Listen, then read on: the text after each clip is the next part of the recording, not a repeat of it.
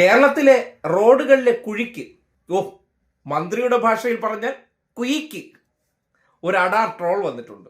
നമ്മുടെ നാട്ടിൽ റിയാസ് PWD മന്ത്രിസ്ഥാനത്ത് നിന്ന് മാറിയതിന് ശേഷം റോഡിലെ കുഴികളൊന്നും മാധ്യമങ്ങൾക്കോ അല്ലെങ്കിൽ സോഷ്യൽ മീഡിയയിലെ പ്രത്യേക വേദനക്കാർക്കോ ഇപ്പോൾ വിഷയമേ അല്ല.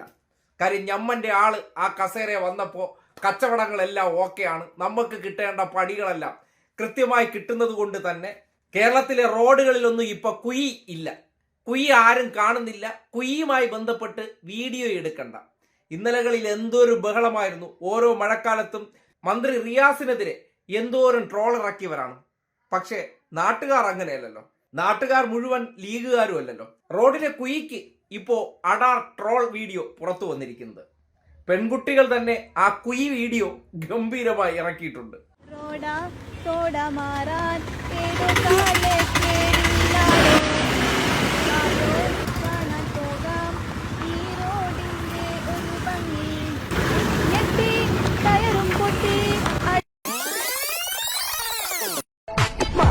പെയ്ത് പുയാവെള്ളം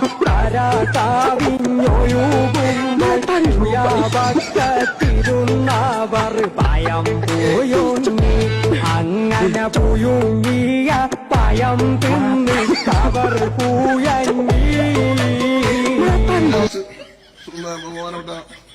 മുമ്പ് സൂചിപ്പിച്ചു, കുഴി അതിങ്ങനെ പറയണ്ട, മഴക്കാലായ കുഴി റൂട്ടിലുണ്ടാവും. കേരള അപ്പൊ നമുക്കതൊക്കെ റണ്ണിങ് കോൺട്രാക്ടറും മറ്റും കൊടുത്തിട്ട് പാച്ച് വർക്കും കാര്യങ്ങളൊക്കെ ചെയ്ത് അതൊക്കെ നന്നാക്കാം. മഴ പെയ്ത് പുയാവെള്ളം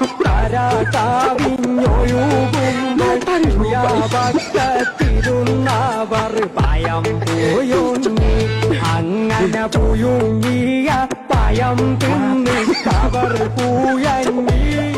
എത്ര പെട്ടെന്നാണ് കുഴി എന്നും ഇപ്പൊ നമുക്ക് പ്രശ്നമല്ല. റോഡിലൊക്കെ ഇപ്പൊ കുഴിയേ ഇല്ല. PWD മിനിസ്റ്ററായി PK ബഷീർ വന്നതിന് ശേഷം ഈ കുഴിയൊക്കെ ഇപ്പോൾ സർവ്വസാധാരണ കുഴിയാണ്. ആ കുഴിയൊക്കെ റോഡിൽ വേണം. ഇപ്പോൾ ഈ ട്രോൾ വീഡിയോ തന്നെ വന്നിരിക്കുന്നത് മലപ്പുറം ജില്ലയിലെ ചേണ്ടി ടു പടപ്പറമ്പും ചട്ടിപ്പറമ്പ്, കുളത്തൂർ, പെരിന്തൽമണ്ണ തുടങ്ങി എല്ലായിടത്തും കുഴി മാത്രമേ ഉള്ളൂ.